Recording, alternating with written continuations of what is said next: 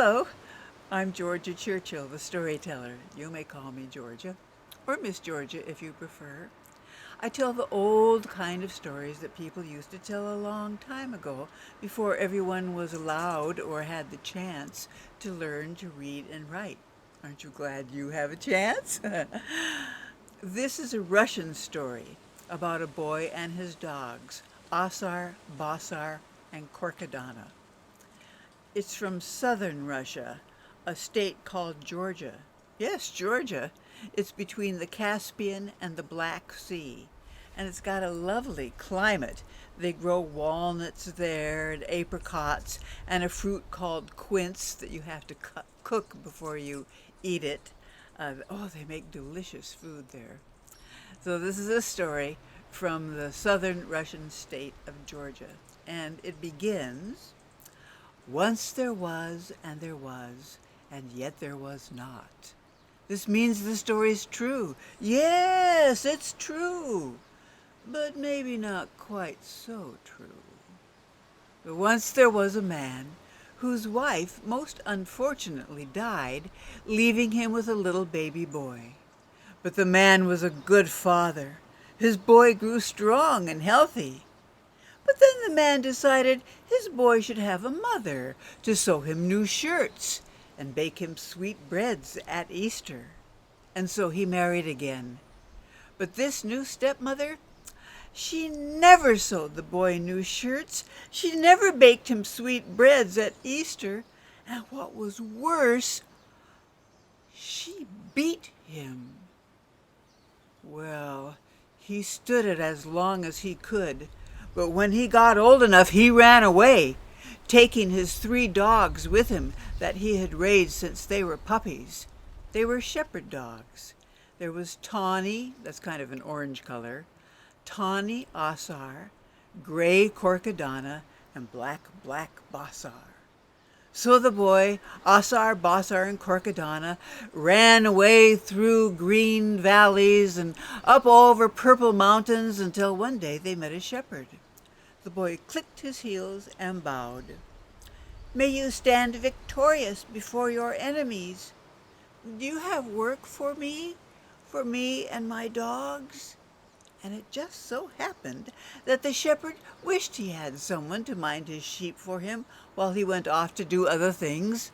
And so the boy, Asar, Basar, and Kourkeddana minded the man's sheep, and they did a good job.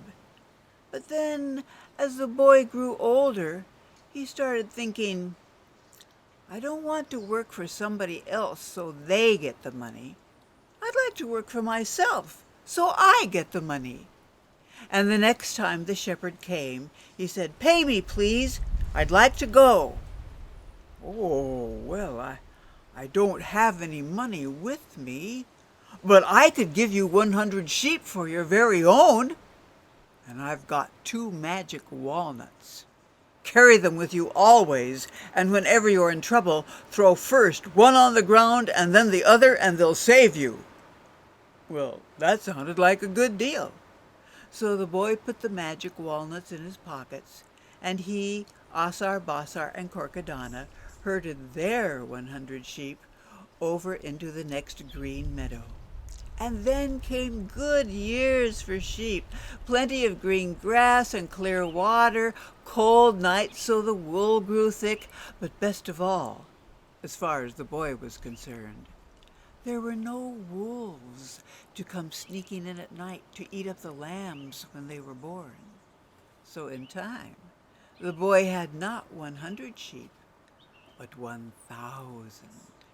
And with 1,000 sheep, he was almost rich.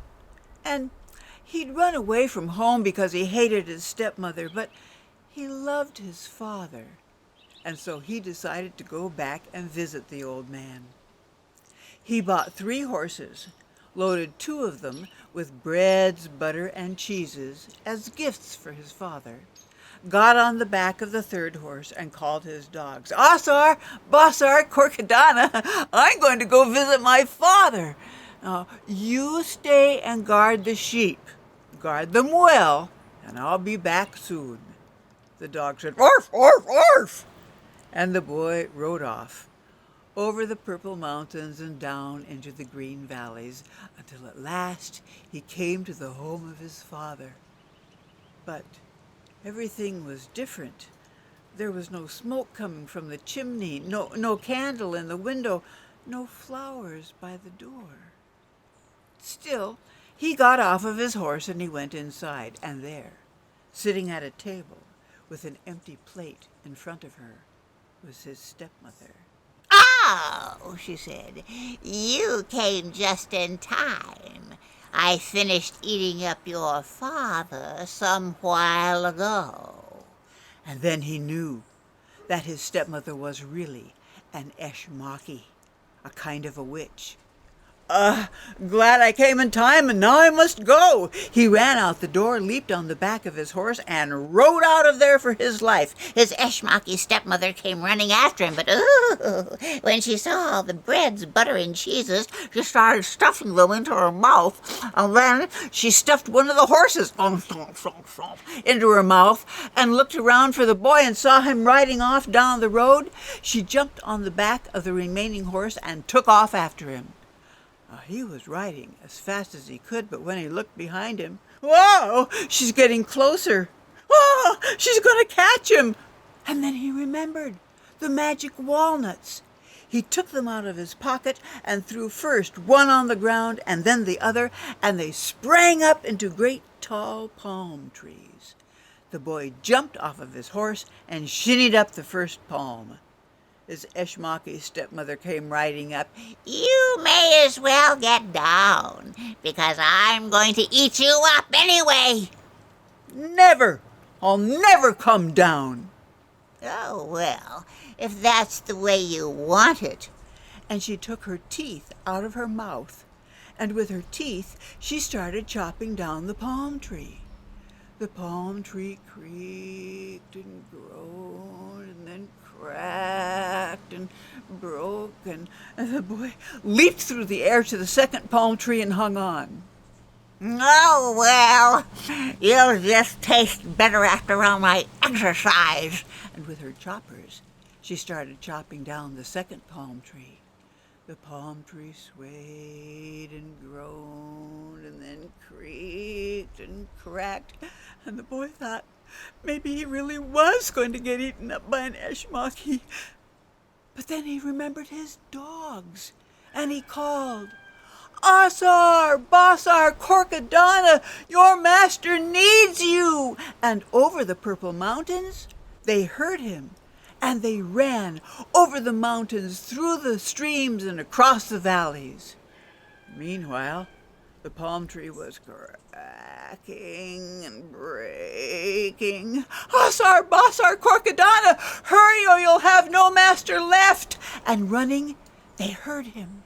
They ran like the wind. Whoosh! "Asar Basar, Kourkeddana, eat up that Eshmaki! Eat her all gone!" And that's just what the dogs did. And as the palm tree fell down, the boy leaped off, and there in the dust of the road was a small piece of bone, all that was left of the Eshmaki. But you know, that bone jumped up and down in the dust and said, "Take me with you. Take me, take me, take me!" This boy was too kind-hearted. He picked up the piece of bone and he tucked it underneath his arm inside his shirt. But ow! The bone bit him.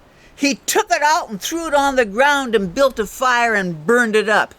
And that was finally the end of the Eshmaki. But do you know, ever since then, this story says that we have all had a bite-sized hole underneath our arms. Feel. See if you do. Thank you for watching this story. You are fabulous. Bye.